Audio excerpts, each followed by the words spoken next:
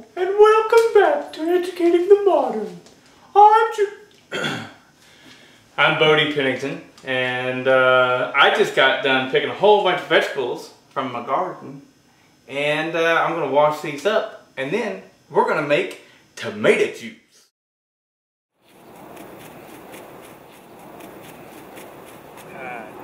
There's got to be a better way than this.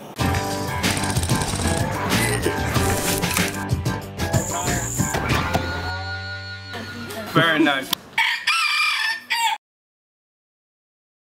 Okay guys, look at here. We have got about 19 tomatoes in here. All of them are pretty small though. I mean, they range from medium to small. There's no large ones. So, but they're nice and ripe. I also have a couple yellow tomatoes in here. And what we're going to start by doing is cutting them up. You want to cut out the part where the vine hooks on, and anything that's green, anything that's not ripe, I should say. Also, right, I got one of these that's been waiting for a long time to do this, and it's starting to get just a little go bad on the edge here, you know. We just cut that out. It's like cheese. You cut off the mold, the rest is still good. Alright, so cut all the bad out of the tomatoes, put them all in a large pot. Now whenever you're using, whatever pot you use, it can't be aluminum. It's got to be something that's not going to absorb the tomato juice and stuff, and it's not also in turn going to give any flavor to it. So what I have here is my Lodge enameled cast iron. The enamel allows it to keep whatever flavors of the tomato, and that's it. Another thing that works is stainless steel, and that's really about it. If you use anything else, it's going to flavor it bad. So anyways, let's start cutting them up. Now cut them into small chunks. Nothing spectacular, but as you can see there, we got, you know, about quarter size chunks. When cutting a tomato, if you are amazed by this, you clearly either have bad knives or you don't know how to cut a tomato properly.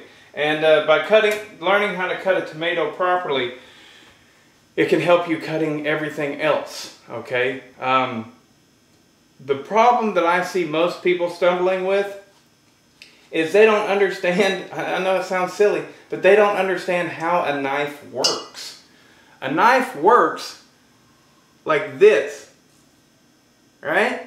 It doesn't work by just pushing down. So many people want to cut just simply by pushing. You have to have the horizontal motion back and forth. So as I slice this tomato, I pull back, right? And pulling back is slicing into it.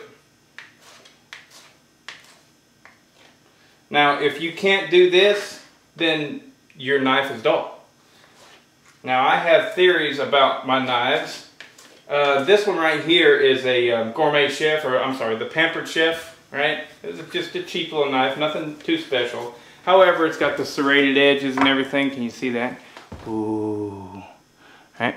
So, it's actually made for tomatoes. So, but it's not like it's expensive. I don't know, $8 knife or something like that. But my favorite knife is a knife that once belonged to my grandpa, and it's old, very mild steel. It'll rust on me, so it takes a little bit of pampering. You know, you've got to always have it slightly oiled. But the thing is, everybody nowadays are so keen on having hardened steel or carbon steel. Well, I don't know so much about the carbon, but they want to have steel that holds an edge for a very long time.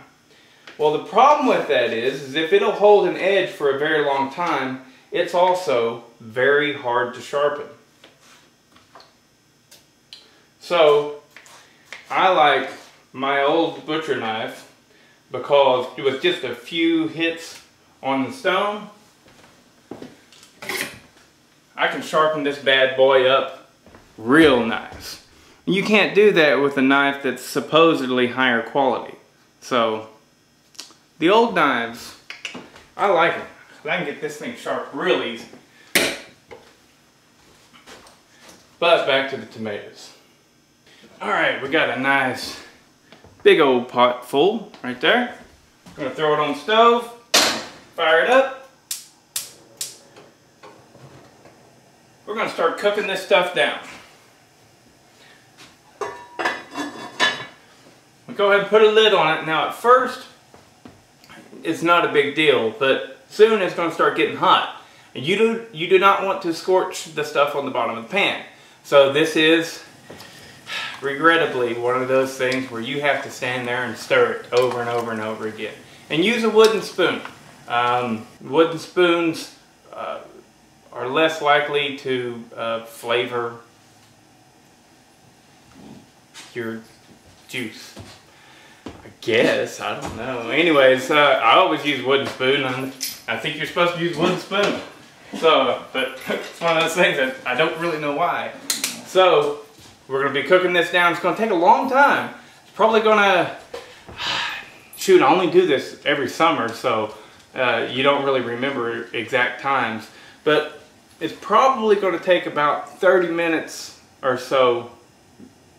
Yeah, probably about 30 minutes of cooking it down. You want to get it to where the whole thing is like a soup and it's boiling. Okay? Okay, you see on the edges where it's getting frothy? Right? We want that. We want it to get nice and frothy, but we don't want it to stick to the pan. So we go ahead and we constantly are working that around there on the sides and stuff. Okay guys, we definitely have it to a good rolling boil now. Took not as long as I thought, probably only about 15 minutes, but I do have a really kick butt super power burner right there, so maybe that's what really helped out, I don't know. But now we've got all set up and ready for step 2 of the process. I got my food mill right here. This is that thing that you crank around and it filters everything out at the bottom. Got a completely separate big old pot to put the juice in.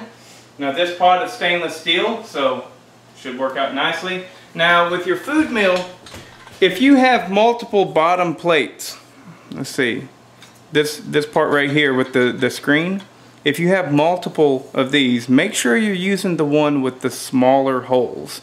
That is, unless you like having a lot of seeds and skin in your tomato juice. Me, I'm fine with skin, with seeds. I'm fine with seeds. I'm not so fine with the skin. So I make sure, and I use my smaller holes in the filter for the food mill. And we just scoop it in. Get your food mill. Let's see here. It's a pet peeve of mine whenever people don't get what they're scooping into as close as possible to what they're scooping out of, because I hate it whenever they drip it in between. So anyways, you just scoop it right into your food mill.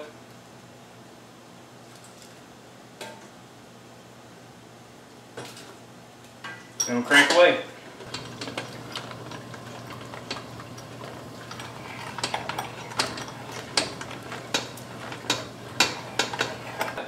Now, once you're finished with all of the juice, getting all of the juice extracted and everything, this is our little compost bin we keep over in the corner. And all of the skin and seeds and stuff, my worms are going to love it. So, don't throw anything out.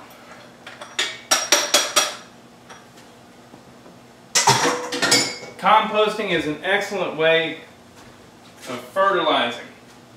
It works out great. Your garden loves to eat itself. Weird, huh? Now that we actually have it all into the other skillet, or not skillet, the other pot, we're going to throw it right back onto the heat.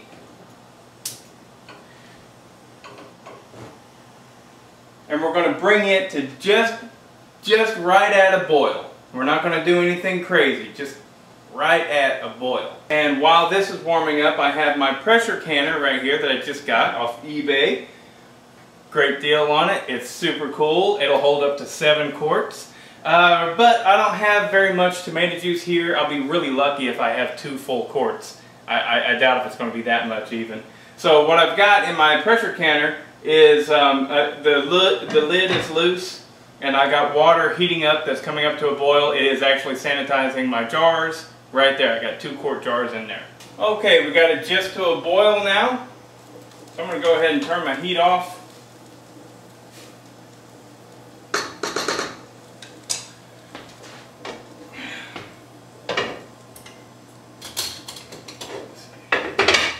We got to get the jars and lids and everything out of the boiling water. All right. It's kind of hot, so we'll use a glove. Just dip it out and pour it right into your jars.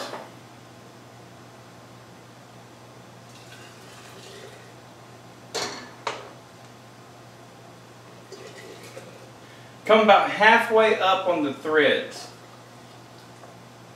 The final step. Before we put these lids on to actually make the tomato juice taste good, that is, that's, you know, we put 1/2 teaspoon of regular salt.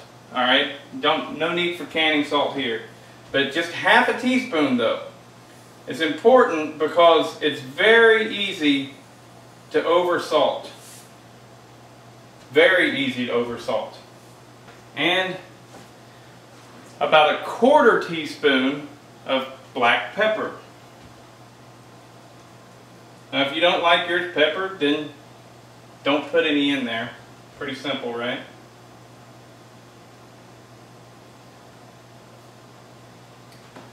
Now, my father never used, or my mother, either one, you know, never used any lemon juice or citric acid of any type, right?